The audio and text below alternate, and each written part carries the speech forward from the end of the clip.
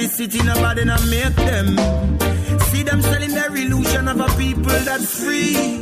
But debt is modern enslavement. To divide and conquer is their philosophy. Every natural resource them want take, yeah. Every ancestral bond them want break, yeah. In a Babylon ritual I not partake, yeah. And the most I will never forsake, yeah. Alright, liberate yourself mentally, let go the shackles and chains. Inspire some change, hey. They are in a crucial time, but still we got to maintain. We got to sustain. Hey, Babylon, a circle them, pray them a move like vulture. Vampire them blood sucking in at them culture. But I and I now get devoured, so we protect by the almighty power. This is liberation of your mind, liberation of your soul, liberation of your heart, liberation of your thoughts. Free up your mind and walk. Yes, this is liberation of your mind, liberation of your soul, liberation of your heart, liberation of your thoughts. Free up yourself and walk.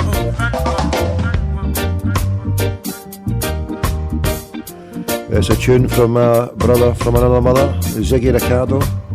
Ziggy Ricardo. For all yous going to Amsterdam, he's from the island of Aruba. His family from Aruba. But you can catch him in, I think it's Softland's coffee shop on a Wednesday, no less. I'm sure it's Softland's. I'll need to do a check on that where he works, but he's a mighty fine gentleman. Mighty fine gentleman. That tune there, he offered to give me on a sample prior to it came out. After me haranguing him, after him saying no, nobody can get to it. After 20 minutes he said, oh look, just take it man, fucking take it. I was like, look, I'm going to play this to good people. I want people to hear this, to know. They can't wait for another few weeks, Ziggy boy. He ended up giving me it. Well, try to give me it, but then I ended up saying, oh, look, no, mate, look, I'm too much for you, I'm sorry, fucking. I'll wait like everybody else. Wait in line. Right.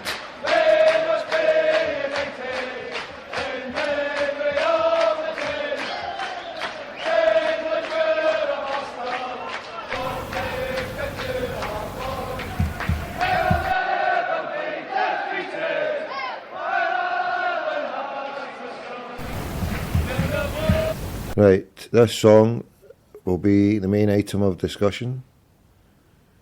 We ain't going to shy away from it, we'll keep coming back to it. Fans against criminalisation. It peed me off when I looked at the huddle board. A combination of people saying, oh, don't sing it and it'll be alright. And then it came to me. I saw a little picture.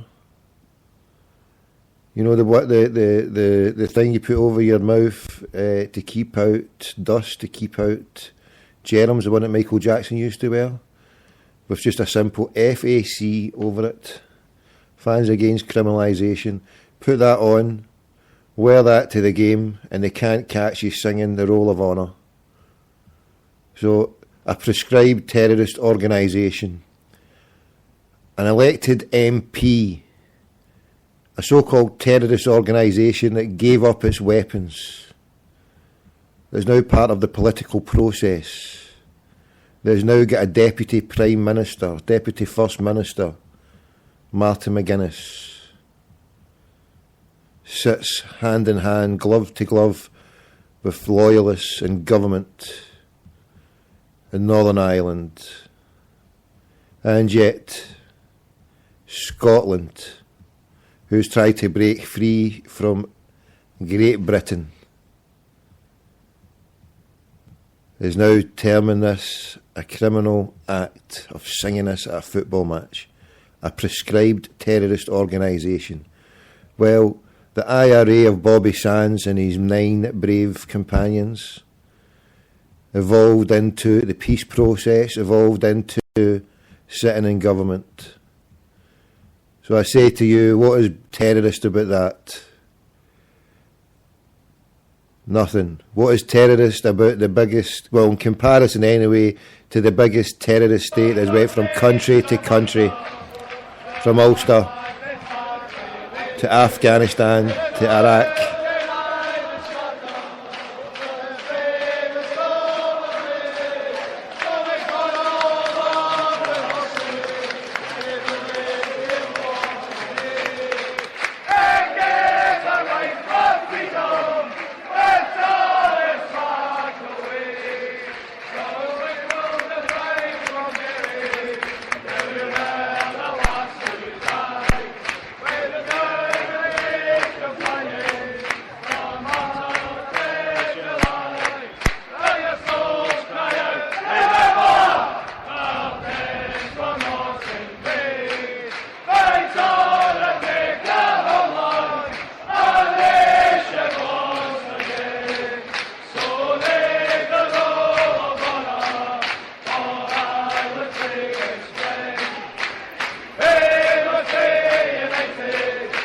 In memory of the 10. We will be united in memory of the 10. Bobby Sands got a street named after him in Tehran. How many streets has Margaret Thatcher got named after her throughout the free world, the non-free world, the slave world? None. Nobody likes that bitch. God curse you, the devil's in hell.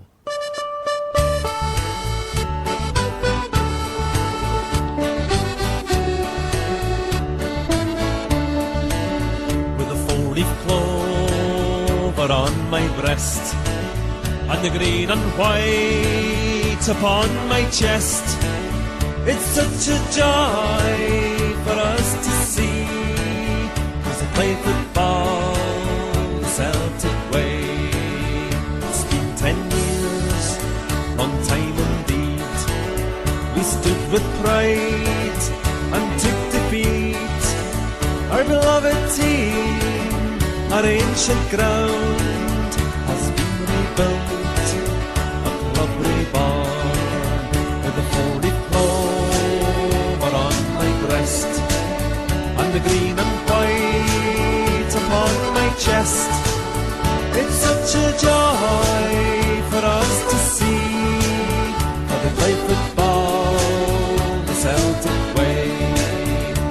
And he rode the winds of change, and the things he brought. Tom. Aye, Tony. Tom, it's Tony. You okay, man? How you doing, my man? No bad. I tried to phone you a couple of times. Don't know what happened to you. You're probably busy there, were you?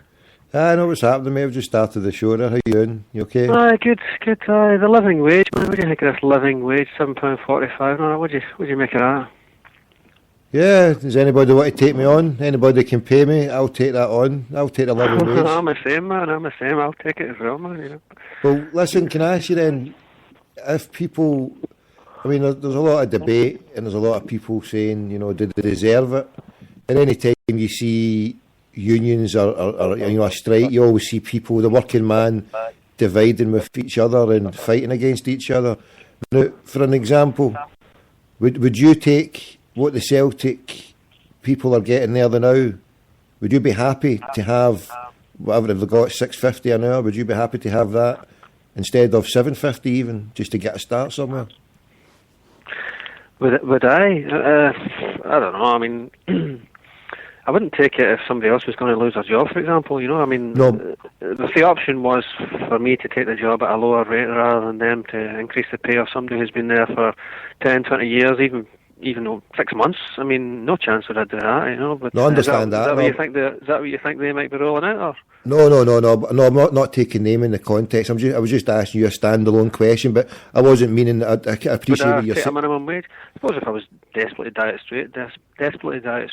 straits, I would probably take a minimum wage. Aye, I mean, you know, money is money, but the whole idea about a living wage is so that you can get by just a wee bit more. And like, well, I don't know what living wage is all about, to be honest. To be hands up, I've not really studied what it's all about. But I think, did it not come into legislation over last year or something? I'm not really sure. But you have to anyway, pay. The point I was trying to raise was the whole idea about this AGM, you know, resolution 11. Yeah. The one that the Celtic Trust have put up there, yeah. Aye, well, there's 3 resolutions from the fans. There's 10, 11 and 12. 10 is about putting together a working group to check out the corporate governance of Celtic and report back by AGM 2014. And that includes assessing the role of the supporters liaison officer, which would be interesting for John Paul Taylor when he comes on tomorrow night to Homeboys, you know. Yep. If that's Resolution 10, should we have a wee bit of a group who study how good Celtic are in terms of governance? I mean, are they all fair? Are they paying the correct salary to certain people? And I don't know, all sorts of issues. I mean, that's something that the Trust have put forward. And then 11 is the one to do with living wage, which a shared load of people are up in arms about. I mean, it's totally flying in the face of Brother Walford's whatever, you know. We're not remaining faithful to what this club was set up for in terms of paying people. I mean, even there the other day we had the food bank. You know, there's a lot of food bank collection at the Partick Thistle game. There's a lot of poor people when they go. And more than that, as I said, you know, there's shared loads of folk in the club who've been working there for years and they're just just scraping by, you know. They're struggling to pay mortgages and all that kind of thing. See, the thing that I was thinking was, when I asked you the question, was a lot of people have not got even a job, so just to take the minimum wage, and even a lot might not be livable. I mean, if you were to do 40 hours on the minimum wage, you'd be pushing 250 a week. And by the time Hector takes his bit, you know, can you really live on that there and pay your bills, pay your everything? And then if you add into it, right, the living wage, you're adding on, say, £1 maximum an hour, right, and you do a 40-hour week, and but when most of them in the place there, right, who are doing it, might be on like 30-hour working week, or you know, 20 hours, 25, 35. So the maximum they're going to be getting is £30. By the time Hector takes his hit, you're talking about another score. You know, what is £20? What is that per week going to do in comparison to, you know, what all the Celtic players there? I mean, Celtic. I mean, okay, it's something to be even talking about a living wage. But and to pay someone, I mean, that extra £20 might go a long way to somebody. I mean, I'm not disparaging it, saying it's only £20, but when you analyse it, when you break the nuts and bolts down, and it makes it so scandalous that Celtic would even have the front to say to their fans, you know, vote against it, when it's such a minuscule amount. You know, you break it down. I was always a salesman. I break it down. Well, I heard the figure of over 100,000 a year, but a salesman breaks it down to the smallest price possible. So the way I try to break it down there, just for £20 per person, for £20, that's all it is per week, because the average person there will be working no 40 hours, but probably about 30 hours. So if we work out just an extra £1 a week, so they're talking, by the time Hector takes his hit, £20 to one person. So for every person there, you're talking just a score. And if Celtic can't give that in this day and age, I mean, it's no much, and it's probably not going to benefit so many people. Sorry, what I mean to say is, it's not a life or death situation that people say, well, if I don't get this £20, I'm not going to survive.